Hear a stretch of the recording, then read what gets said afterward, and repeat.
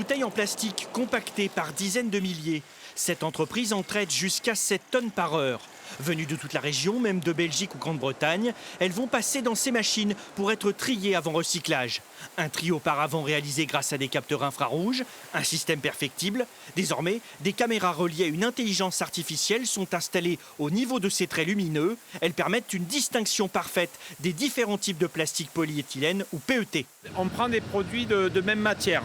Donc du PET, un exemple, une bouteille d'eau minérale et un autre emballage en PET, une barquette par exemple. L'intelligence artificielle va dire je vois une bouteille, je vois une barquette et le proche infrarouge lui va dire je vois la même matière. Donc grâce à l'intelligence artificielle, on va pouvoir enlever toutes les barquettes qui sont de la même matière mais qui dans un process de recyclage normal sont des contaminants. Une intelligence artificielle qui va donc regrouper des bouteilles d'une même catégorie. Celles-ci seront broyées. Le résultat, des fragments de plastique homogènes. Ils seront plus tard transformés en granulés pour composer des bouteilles recyclées. L'analyse de ces fragments prouve l'efficacité du tri avec intelligence artificielle.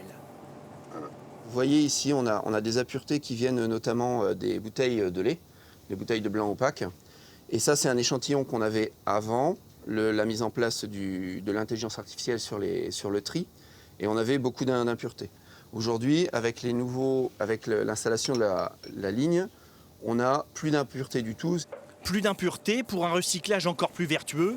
Cette ligne de tri d'un genre nouveau a été en test durant près de 2 ans à l'Équin. Elle va maintenant être développée dans d'autres usines. La question d'un recyclage plus efficace sera bientôt au centre des débats. Une directive européenne impose qu'en 2025, les futures bouteilles devront comporter au moins 25% de plastique recyclé.